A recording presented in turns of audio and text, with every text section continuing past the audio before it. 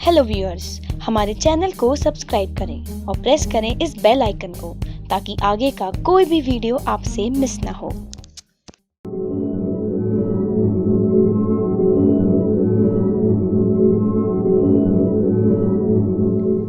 भारत के स्वतंत्रता संग्राम में अग्रणी नेता सुभाष चंद्र बोस, जो नेताजी के नाम से भी जाने जाते हैं, जिनका जन्म 23 जनवरी 1897 में हुआ था और मृत्यु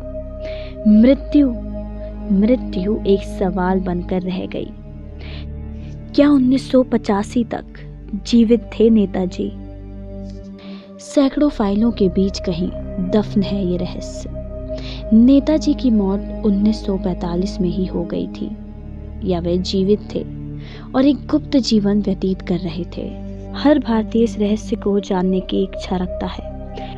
कुछ लोगों का मानना था कि 18 अगस्त 1945 में ताइवान में एक प्लेन क्रैश में नेताजी की मृत्यु हो गई थी। वहीं दूसरी तरफ कुछ लोगों को यह एक अफवाह लगती है। आज तक ना तो नेताजी के शव की कोई तस्वीर सामने आई, ना ही कोई पुख्ता सबूत मिला। कहा तो ये भी जाता है कि नेताजी की मृत्यु का संबंध नेहरू जी से था और इसी कारण से उनकी मौत एक रहस्य बनी हुई है।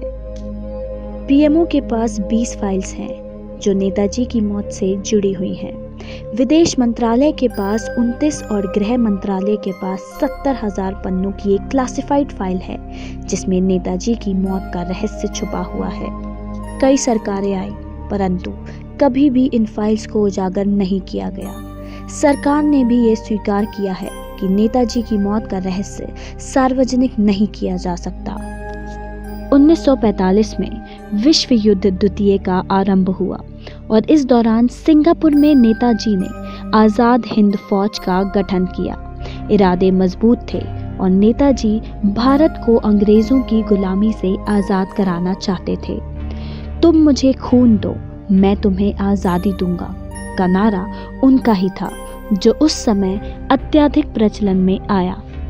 नेताजी अथक प्रयासों के बाद भी असफल रहे।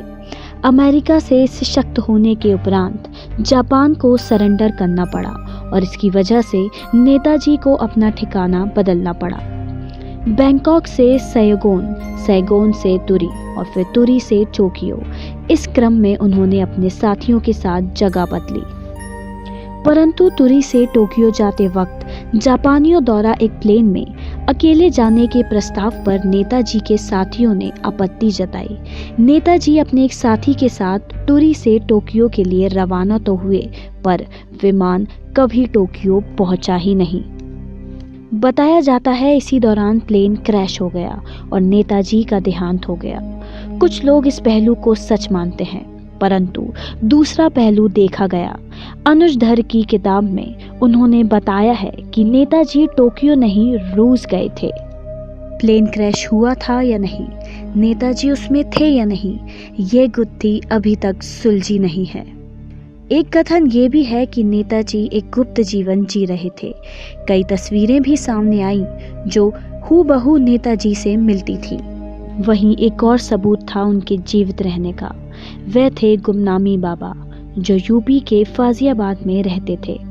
1985 में गुमनामी बाबा की मृत्यु हो गई और मृत्यु उपरांत उनके पास से नेताजी के परिवार की तस्वीरें व कुछ आज़ाद हिंद फौज की चिट्ठियां मिली, जो शक को यकीन में बदलती हैं। लोगों को इंतजार है नेताजी की मृत्यु के सच को जानने का। क्या प्लेन क्रैश में नेताजी की मृत्यु हुई या वे गुमनामी बाबा बनकर जीवित थे? और यदि वे गुमनामी बाबा ही थे तो क्यों अपने ही देश में ऐसे जीवन व्यतीत उन्हें करना पड़ा? हमारे साथ जुड़े रहिए, लाइक, कमेंट और सब्सक्राइब। नई बातें, नए फैक्ट्स लेकर फिर मिलेंगे।